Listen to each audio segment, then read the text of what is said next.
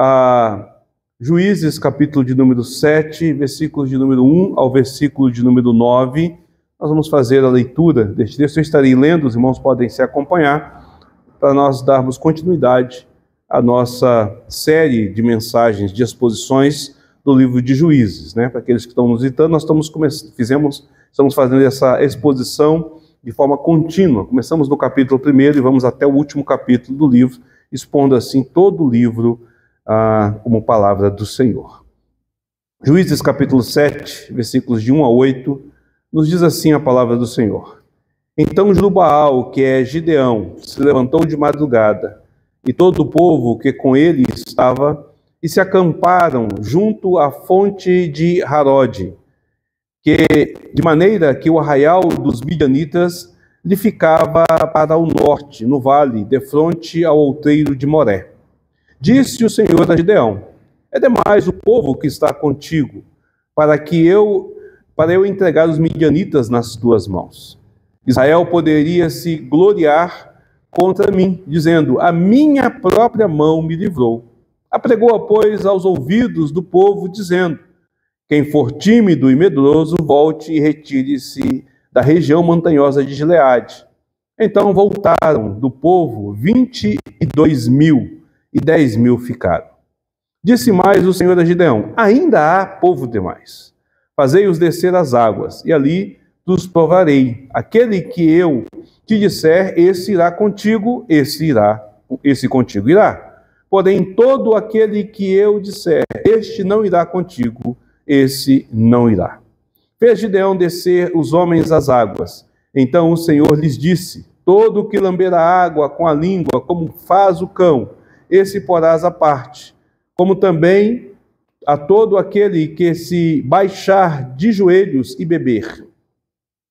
Foi o número dos que lamberam, levando a mão à boca, 300 homens, e todo o restante do povo se baixou de joelhos para beber a água.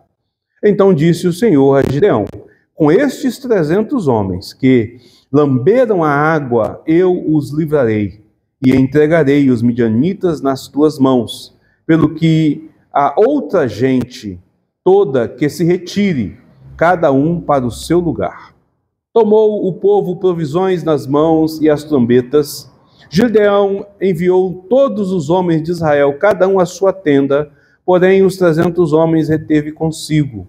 Estava o arraial dos midianitas abaixo dele, no vale.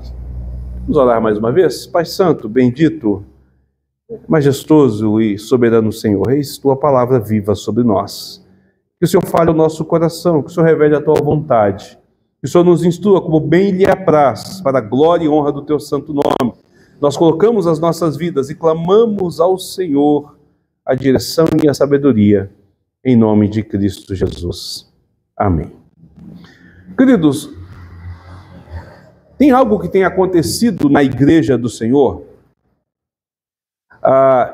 que tem feito com que a gente perca a visão daquilo que nós estamos fazendo, daquilo que nós estamos lendo. A gente está acostumado a ler a Bíblia com versículos soltados. Lê um versículo aqui, lê um versículo ali, vê uma coisinha aqui, outra ali.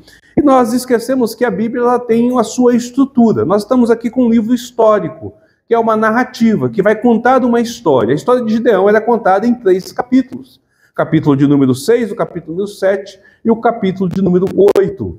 E para a gente poder entender e montar essa história, a gente deveria de ler todo o capítulo, não apenas partes dele, para que a gente venha a compreender a forma. E quando nós fazemos isso, olhando para o texto como ele é, como uma narrativa, na ideia da curiosidade de saber o que estamos lendo, nós vamos sendo enriquecidos com a forma literária que o autor usa para escrever. Eu já disse isso sobre a igreja.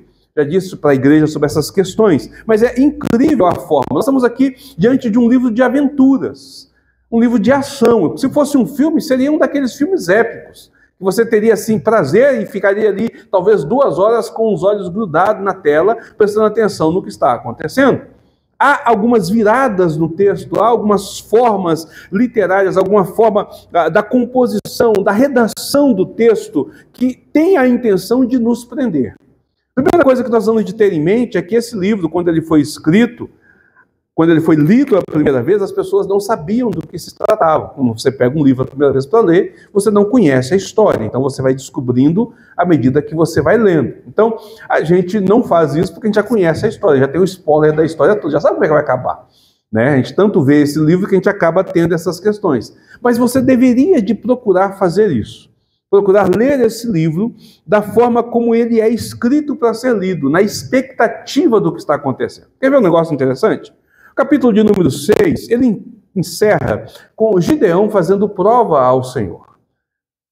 Por duas vezes o Senhor responde com a lã seca e a lã molhada. Mas ele encerra aí. Veja, olha só, o versículo 40 diz assim: e Deus assim o fez naquela noite, pois só a lã estava seca, e sobre a terra ao redor havia orvalho. Acabou o capítulo. Acabou o capítulo. Ele não diz o que Gideão vai fazer para frente. Fica em expectativa. Será que Gideão finalmente vai obedecer ao Senhor? Porque Deus havia descido sobre ele com o poder do Espírito Santo. Ele havia tocado a trombeta. Parecia que ele já iria para a guerra. Né? Ele havia passado pela prova ali com o seu pai, quebrando o altar que estava ali, erigindo um novo altar ao Senhor, reconsagrando a sua vida a Deus, trazendo Israel para a presença. Os midianitas então armam a sua cilada, a trombeta é tocada, e aí todos agora estão prontos para a guerra. Mas Gideão não vai para a guerra. Gideão fala: Senhor, é para ir mesmo? Espera aí, deixa eu fazer um teste com o Senhor aqui. É isso mesmo, o Senhor vai conosco, a gente vai ganhar essa guerra, a gente vai ganhar essa batalha. E aí ele pede os sinais acontecem. E aí? Ele vai para a guerra? Não vai para a guerra? Será que ele vai liderar o povo contra os medianitas ou não? Essa é a ideia. Se nós estivéssemos assistindo uma série, teria terminado assim, nesse ponto, para fazer a gente ficar com aquela expectativa do que vem em seguida. E então o capítulo de número 7 começa. Mas o capítulo de número 7, ele começa sem alarde. Ele vai direto para o campo de batalha. O texto começa dizendo: então Jurubal, que é Gideão, se levantou de madrugada, e todo o povo que com ele estava, e se acamparam junto à fonte de Harod, de maneira que o arraial dos midianitas ficava para o norte, no vale, defronte do outeiro de Moré. Tudo dá a entender que Gideão, então, atendeu a voz de Deus. O sinal serviu para ele, mas ele não diz diretamente. Ele cria uma cena. Veja, ele não fala da saída de Gideão ali até este vale. Ele simplesmente diz: neste vale, na madrugada, Gideão se levanta. Quanto tempo passou? Um dia? Uma semana? Algumas horas? Como é que foi? Onde é que eles estavam? Gideão estava primeiro ali na sua terra, na sua cidade, aí tocou a trombeta, aí de repente eles se reuniram, aí Gideão fez a sua prova com o Senhor, e agora ele já está no campo de batalha, percebe? Vai criando uma tensão, um clima para a gente. E o que nós esperamos agora? Uma vez que Gideão ali está, uma vez que ele está naquele local, então agora nós esperamos que a batalha aconteça. Ora, de madrugada ele levanta, o palco está formado. Nós somos, por assim dizer, então, mergulhados não apenas na história fria e crua, mas nós somos levados pela expectativa, nós somos levados para a experiência de Gideão e daqueles que estão com ele. A intenção do autor é que a gente experimente o sentimento que eles estão passando, entenda essa convocação. Ainda é noite, madrugadinha. Guarda aqueles suspiros da noite. O silêncio é quebrado com passos decisivos. Gideão se levanta, mas não como quem busca respostas. Ele não vai buscar as respostas, a resposta já teve, ele já recebeu. O texto então nos chama para a atenção para Gideão, porque o autor usa duas palavras, ou dois nomes para designar Gideão. Ele fala que ele é Jurubal. E aí nós somos levados a pensar em quem é este. No capítulo anterior nós vimos que Jurubal é o homem que enfrentou a Baal. que foi amaldiçoado com o povo, por aquele que Baal, então, contenda com ele. Isso carrega uma história, carrega uma memória. É como se o autor quisesse nos dizer: não esqueça de quem é este homem, não esqueça do que ele viveu, porque o que ele está prestes a fazer só faz sentido à luz de tudo aquilo que ele tem experimentado naquilo que nós estamos falando. Lembre-se, ele é Jerubbaal, que é Gideão. A intenção é essa, nos levar a essa questão. Depois ele nos situa no local, ele está diante de uma fonte, a fonte Harod. Na posição geográfica, mostra mais ou menos que ele está numa determinada região, e no vale embaixo se encontram os midianitas reunidos. Monte a cena na sua mente, querido, monte a cena na sua mente. Gideão está lá contendendo com o seu povo, com a sua cidade. Eles queriam matar ele de qualquer jeito. O seu pai o defende. Ele recebe o nome de Jerubbaal. Mas antes de respirar, é dada a notícia. Os midianitas chegaram. Eles já acamparam. Eles estão lá. Gideão toca a trombeta. Isso não acontece da noite para o dia. Gideão toca a trombeta. Ele chama o povo à guerra. O Espírito Santo desce sobre ele. Então começa a vir soldados de todas as nações, de todos os povos vizinhos ali, das tribos de Israel. Vem da sua tribo atender a ele. E é interessante, porque eles agonia mesmo queriam matá-lo. Agora vão com ele guerrear, o inimigo comum. E aí vem de Manassés, vem de Zebulon, o pessoal se reúne. Gideão então começa a ver um grupo de pessoas. O texto nos diz que tem 32 mil soldados ali. Mas antes dele ir até o local da batalha, ele fala: Senhor, eu preciso de saber quem é o Senhor e ter certeza de que o Senhor está me enviando. E ele faz a prova, e então nós saltamos deste espaço para a hora da batalha. O palco todo está montado, mas há algo interessante. O nome Harod, o nome da fonte, procede da raiz do verbo hebraico que é para tremer. Harod é a fonte do tremor. E tudo na Bíblia tem um significado e tem um peso importante. E que isso é significativo? Porque aqueles homens, eles parecem murmurar que o seu coração estão meio que inquietos.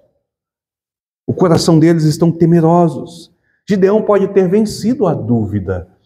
Ele consultou o Senhor. Mas o povo, aqueles soldados, ainda respiram o temor. Ainda estão tremendo, né? O tremor não está só nas águas ali da fonte, mas está nos olhos, nas mãos e nas orações silenciosas daqueles que atenderam o pedido. O texto continua: então somos informados que ao norte o inimigo se contém montado, lá no vale. Então imagina, eles estão no alto e eles conseguem ver aquele exército.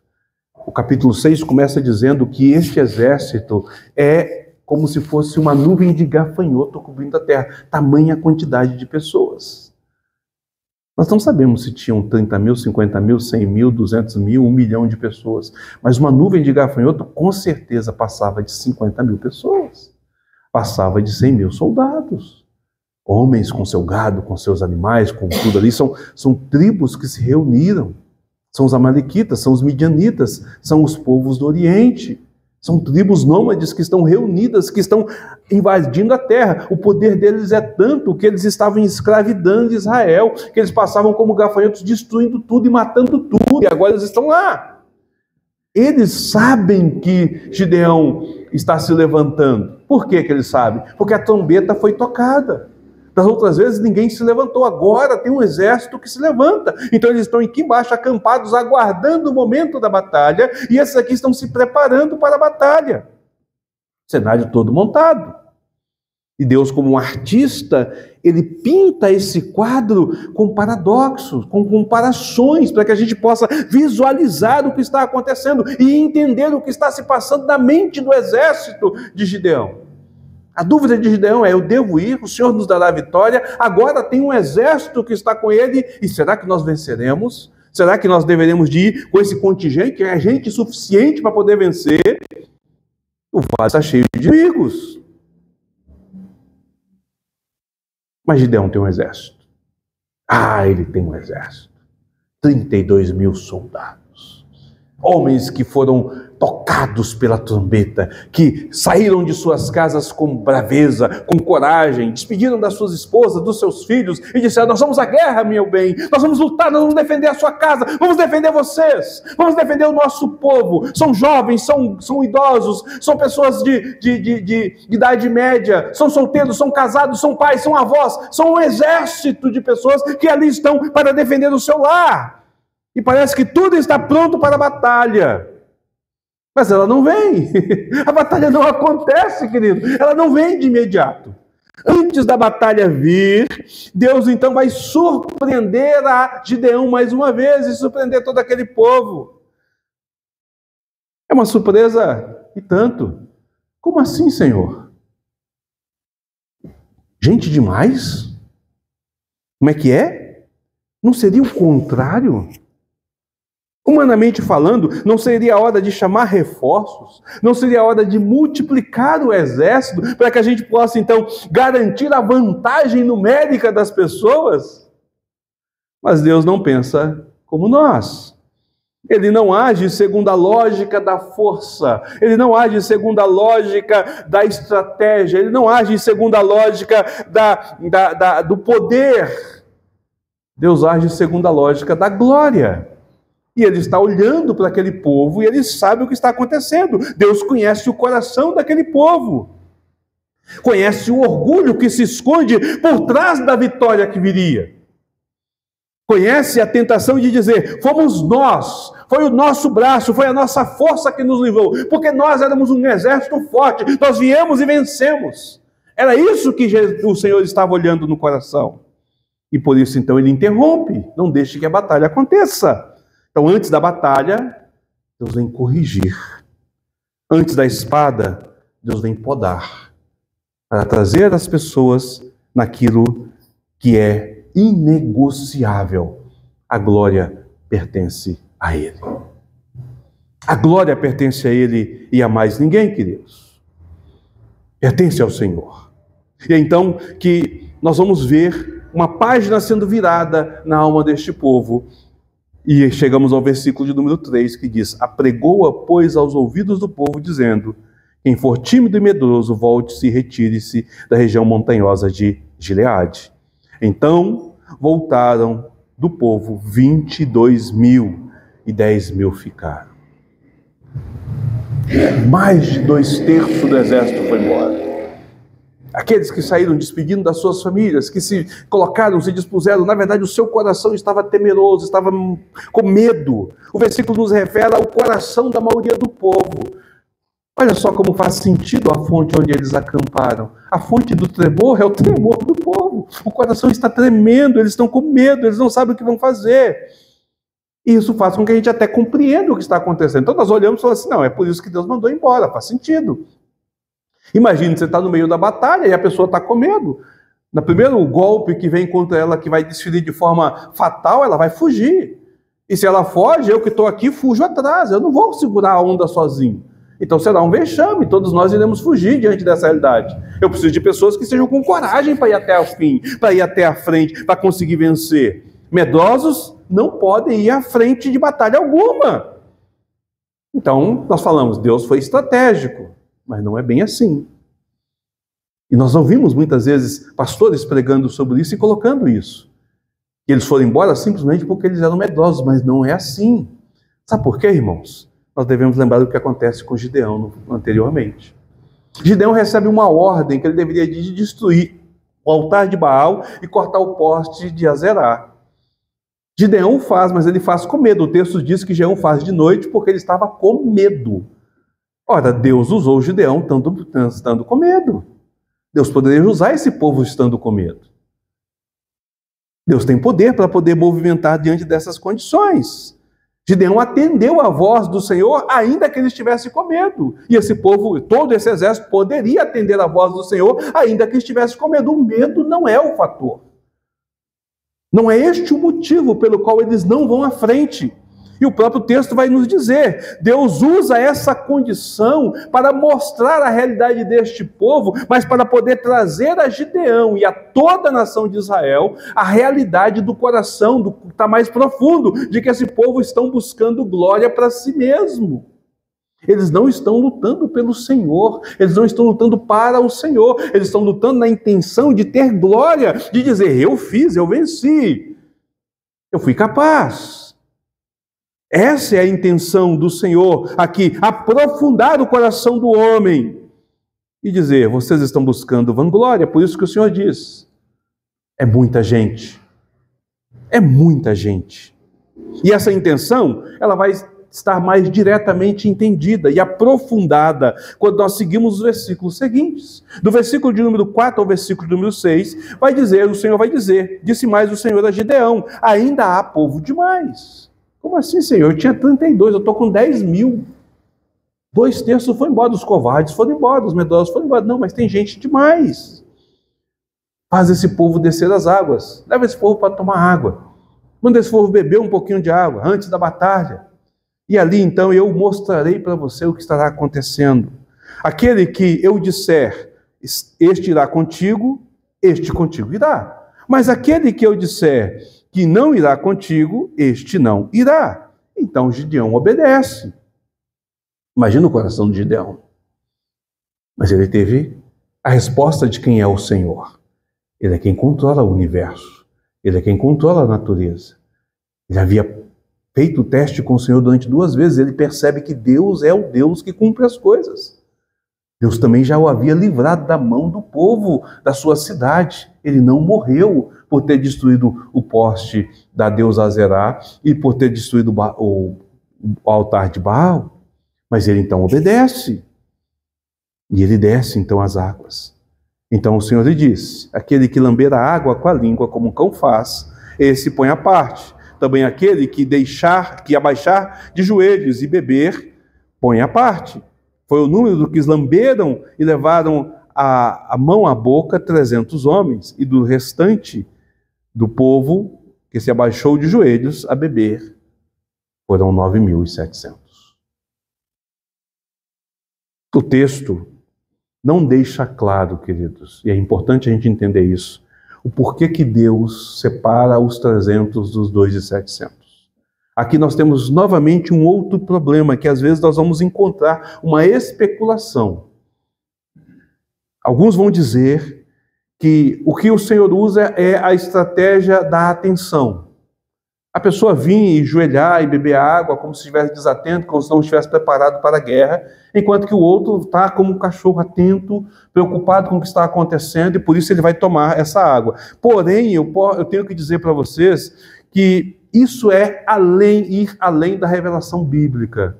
O texto não nos dá esta clareza. Veja, o texto não nos dá esta clareza. O texto original, ele é difícil de ser interpretado. Ele não dá para entender de que o Senhor estava separando aqueles que são mais atentos e dispostos daqueles que estão como se estivessem nas férias. Não é isso que o Senhor está dizendo. Novamente, o motivo continua sendo o motivo que ele revela ali no versículo de número 2. Para que o povo não venha dizer que a sua própria mão o livrou. O motivo pelo qual Deus separa os 300 não tem a ver com a estratégia, tem a ver com a glória dele. Era preciso que todos reconhecessem quem ele é. Que ele é o Deus da glória. Então nós chegamos aos versículos de número 7 e 8. Então disse o Senhor a Gideão, com estes 300 que lamberam a água, eu os livrarei, e entregarei os midianitas nas tuas mãos, pelo que a outra gente toda que se retire, cada um para o seu lugar. Tomou o povo provisões nas mãos e as trombetas. Gideão enviou todos os homens de Israel, cada um à sua tenda. Porém, os 300 homens reteve contigo. Estava o arraial dos Midianitas abaixo dele, no vale. Por que o autor repete, estava o arraial embaixo dele, no vale? Nós já sabemos que o arraial está lá. Por que ele está falando isso? Porque ele está fazendo um comparativo, um contraste entre a multidão como gafanhoto que está lá embaixo e apenas 300 soldados.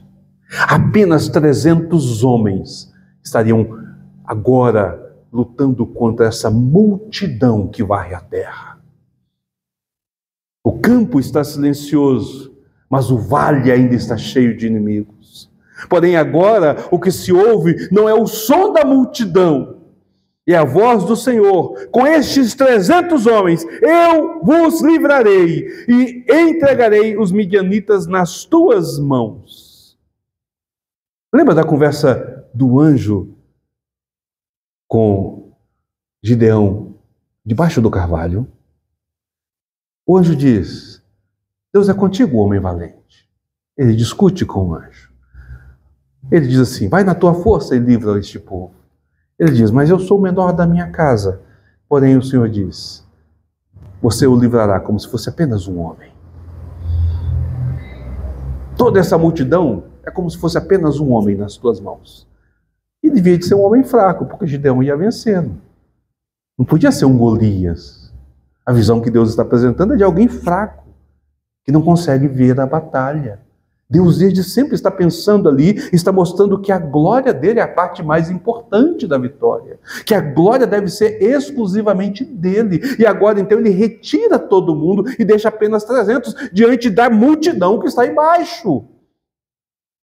Gideão, que viu o seu exército então se desfazer diante dos seus olhos, agora ouve o que o seu coração mais precisava, que não tratava de uma lógica humana, que não se tratava da estratégia dos homens, que não se tratava da capacidade sequer dele, mas era um ponto de fé. Deus falou, então vai dar certo. Deus falou, então vai acontecer. A palavra do Senhor irá se cumprir. Era isso que ele estava se apegando. A confiança de Gideão, então, não poderia de forma alguma estar nos números, nem na força, nem na estratégia, nem na sua capacidade. Ele precisava estar exclusivamente confiado na palavra do Senhor. Ele manda os demais para casa, fica com 300, e aí, agora, ninguém poderia dizer: foi nós que nos livramos. Todos deveriam de reconhecer: fomos livres pelo Senhor. Veja, queridos, depois dessa batalha, quando Gideão estivesse com seus filhos contando a história, ou na sua cidade compartilhando o que havia acontecido, depois que ele estivesse passado por aquela batalha, Gideão deveria de olhar para trás e pensar: essa vitória foi de Deus, não minha. Minha parte foi somente confiar e obedecer. Só fiz isso. A glória é do Senhor, mas o privilégio é meu. Percebe? Da mesma forma, os 300 soldados que estavam com ele deveriam de dizer após a batalha: nosso exército era tão pequeno que seria impossível vencermos. Mas a vitória só poderia ter acontecido como obra do Senhor. Foi a mão de Deus que nos livrou. A glória dele e o privilégio de participar da batalha é nosso. E o restante dos israelitas, tanto aqueles que foram embora como aqueles que ficaram em casa, eles deveriam de dizer: eu nem estava lá, eu nem participei, eu nem sequer lutei, mas Deus me libertou. A vitória é do Senhor. Todo Israel deveria de reconhecer: louvado seja o Senhor. Essa deveria de ser o posicionamento. Essa é a verdade a qual eles deveriam de estar. E é essa a intenção do autor, nos levar a perceber que não depende da nossa força, da nossa capacidade, mas depende exclusivamente da ação de Deus. Deus age por meio da fraqueza. Deus não está restrito às condições nossas. Deus está com todo o poder. Ele é poderoso para fazer tudo o que é necessário. Essa mesma experiência, ela ecoa tempos à frente. Há um reflexo mais profundo na vida de um outro servo, que vai acontecer séculos mais tarde, mas que experimenta o fato de que as vitórias são do Senhor, de que ele, mesmo sendo fraco, é Deus quem o direciona, e ele não deve de forma alguma reter sobre si qualquer glória, ele não deve pensar de si além daquilo que ele realmente é, um servo inútil na presença do Senhor. Nós somos servos inúteis na presença do Senhor, nós não devemos viver de outra forma. Então nós vamos para o apóstolo Paulo, que também enfrentou a sua própria redução de exércitos, não um exército numeroso, mas na sua própria vida. Ele não estava diante dos midianitas, mas ele estava diante de um sofrimento presente, constante, e ele então chama isso de espinho na carne. Paulo havia recebido visões celestiais, revelações profundas. Ele era um excelente teólogo, um grande missionário, alguém que discutia e debatia a palavra de Deus como ninguém, com uma posição. Quando nós olhamos Paulo falando daquilo que ele era, você fala, nossa, que grande homem é, que homem privilegiado, grandioso. Mas também havia sobre ele uma grande aflição que o enfraquecia. E Paulo por 3 vezes pede ao Senhor que o livrasse, mas por 3 vezes o Senhor não o livra. No entanto, o Senhor responde para ele, Paulo, a minha graça te basta, porque o poder se aperfeiçoa na fraqueza. 2 Coríntios 12, versículo 9. É a mesma coisa, querido.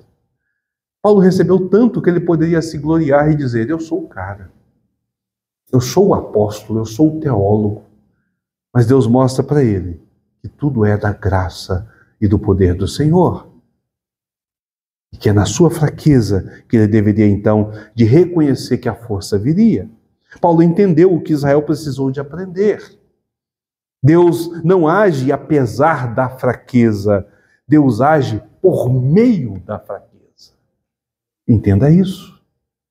Deus não age apesar da fraqueza, mas Ele age em nós, através dela, para que nós estejamos no nosso lugar e a glória seja exclusivamente dEle. Então Paulo declara com humilde alegria, de boa vontade, pois mais me gloriarei nas fraquezas, para que sobre mim repouse o poder de Cristo. 2 Coríntios capítulo 12, versículo 9. Meus queridos, como nós temos vivido? Temos feito como o nosso apóstolo Paulo. Temos percebido que não devemos trabalhar para uma glória pessoal, mas para que Cristo seja glorificado. Temos louvado a Deus pelos espinhos na carne que são usados para nos humilhar e nos colocar em nosso lugar, evitando então usurpar a glória que pertence ao Senhor. Como nós temos vivido, querido? O que nos motiva a envolver com a obra do Senhor, a trabalhar nas coisas do Senhor? Será que nós estamos buscando aplauso dos homens? Será que nós estamos buscando reconhecimento do pastor, reconhecimento da liderança? Será que nós queremos que as pessoas olhem para nós e vejam, nossa, que grande homem, que grande mulher? Ou nós estamos querendo que Cristo seja visto através das nossas obras? Porque esse deve ser o nosso motivo. Devemos aprender que a vitória não vem da força, mas vem da confiança. Paulo descobriu que o poder de Deus repousa sobre os fracos. E nós hoje somos convidados a viver da mesma forma. Não como teoria, mas como descanso. Descansando no Senhor e confiando que Ele estará fazendo. Há 2 coisas que nós precisamos de entender, queridos. Quando Deus nos chama e nos levanta para fazer, Ele irá fazer apesar daquilo que nós somos. E quando Ele fizer, deve ser para a glória dEle. Então não há desculpa para que eu não me envolva. Eu não posso dizer, eu sou fraco demais, pequeno demais, ignorante demais, eu não tenho sabedoria suficiente, eu sou pobre demais. Não, nunca será, porque Deus irá usá-lo diante da sua própria fraqueza. Mas também você não pode dizer, eu faço, eu aconteço, eu sou isso, eu sou aquilo, porque isso não é o que Deus fará. Ele usará diante da sua fraqueza. Isso traz para nós conforto, traz para nós consolo, porque nós não temos que provar nada a ninguém. Nós não temos que trazer mérito para ninguém, nós não temos que dizer a ninguém precisa de saber daquilo que nós estamos fazendo, mas Cristo será glorificado com as nossas atitudes, ainda que possam parecer pequenas, ainda que possam parecer humildes, elas serão grandiosas na mão do Senhor, queridos. Ele estará guiando as nossas vidas. Meus amados, Gideão aprendeu. Nós somos convidados a descansar neste nosso Senhor. Porque é um convite que atravessa séculos e chega até nós com voz mansa, mas firme.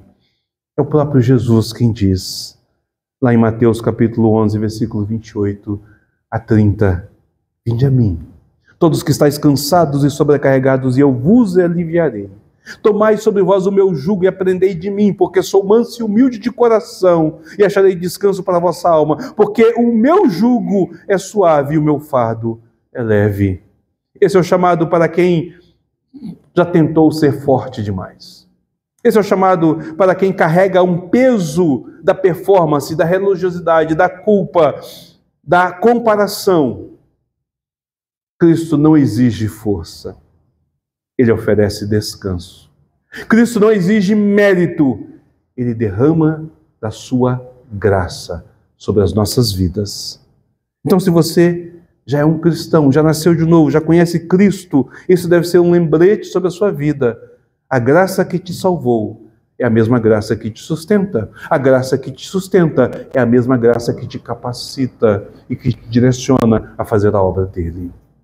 Se você ainda não entregou a sua vida a Cristo, este é um convite para parar de tentar vencer sozinho e encontrar nele descanso e a verdadeira vitória para a glória e honra do Senhor. Como você tem vivido e o que você tem feito até aqui neste momento. Ninguém é chamado para ser herói pelas suas próprias forças. Aliás, nós não temos heróis na Bíblia. Nós temos testemunhas. Todos que morreram por Cristo são mártires. E a palavra martírio tem a ver com testemunhas. Com pessoas que testemunharam do poder de Deus sobre a sua vida. O mundo pode chamar de heróis, mas a Bíblia os chama de mártires, de testemunhas. O mundo pode chamá-los de grandes homens, mas a Bíblia os chama de servos inúteis, alcançados pela graça do Senhor. Não importa o tamanho, não importa a obra que fez. Todos estão na mesma situação, no mesmo barco. Foram elevados na sua fraqueza para que a glória fosse exclusiva do Senhor. Que possamos viver da mesma forma, queridos. Que possamos viver da mesma maneira, experimentando a glória de Cristo. A Igreja Presbiteriana Zona Norte de Marília não é uma grande igreja. Não é uma rica igreja. Mas é nessa nossa fraqueza, nessa nossa diminuição, que nós podemos glorificar o Senhor e Deus ser mais exaltado. Nós não queremos holofotes, nós queremos ser refletores. A nossa intenção é que Cristo brilhe cada vez mais, que Ele seja cada vez mais visto e reconhecido, para que nós venhamos a diminuir, para que a glória seja exclusivamente dEle.